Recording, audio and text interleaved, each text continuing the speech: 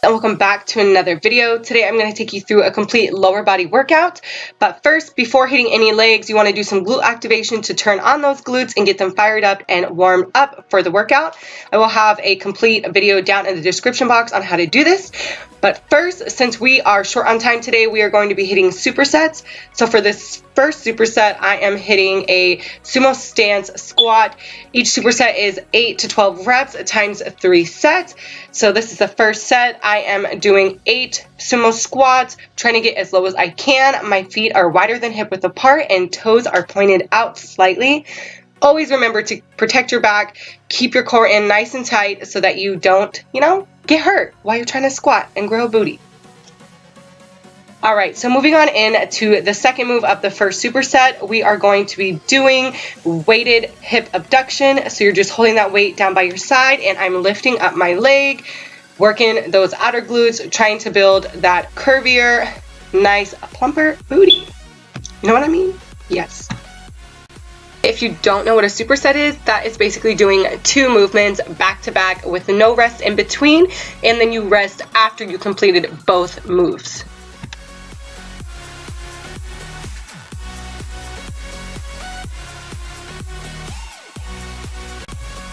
Alrighty, moving on in to the second superset, the first move of the second superset, we will be doing hip thrust. So you're just going to find a flat surface where you can prop your back against so that you can actually lift the weight off the ground with your hips.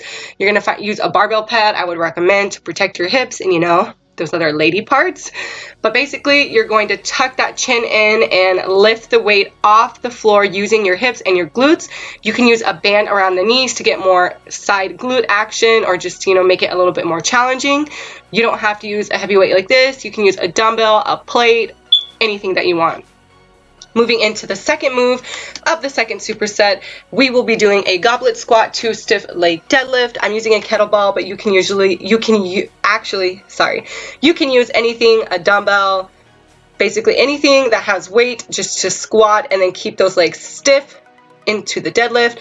Since it is that stiff leg deadlift, try not to bend your knees. If you need to, just a little bit so you're not locking them out. But yes, I love stiff leg deadlifts because it really hits those hamstrings and makes it grow.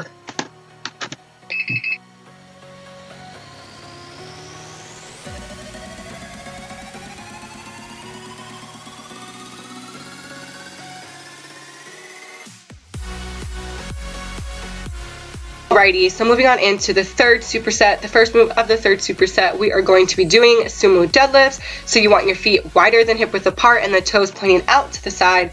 I love sumo deadlifts over conventional because they hit the glutes a lot more. So you're just going to pull the weight straight up, make sure your shoulders are back and you're letting your head follow along with your back. You don't want to keep your neck up, especially when you're deadlifting, because you don't want to hurt your neck or your back. Just squeeze those glutes and watch them grow. Alright, the second movement of the third superset, we are going into single leg deadlifts here. Now, I really love single leg deadlifts or any unilateral movements because if you are feeling like one of your legs are stronger than the other, you can do a movement like this because it really helps balance out each leg and helps your balance all in general. But I love doing these type of movements because it just helps you out if you feel like one part of your body is growing bigger than the other, because everybody has that type of, I feel like everybody has that problem where maybe one arm is stronger than the other or one leg. Like you can see me falling over because my right leg is a little bit weaker than my left leg. So doing this really helps balance it out. And while doing it, you want to make sure your core is in tight so you can actually balance yourself. I'm using a kettlebell. You can use a dumbbell. You can stand by a wall or anything to help brace yourself and just hold it with one hand and have the other hand kind of keep your balance. But yeah, do this. You will feel it in your hamstrings and that lower back. Just keep the head following down with the back and you will be all good. Alright, the last superset of the workout is hamstring curls. I do 8 reps of a basic tempo curl and then I do a 4-second negative. So basically bringing up the curl and then letting it drop for 4 seconds.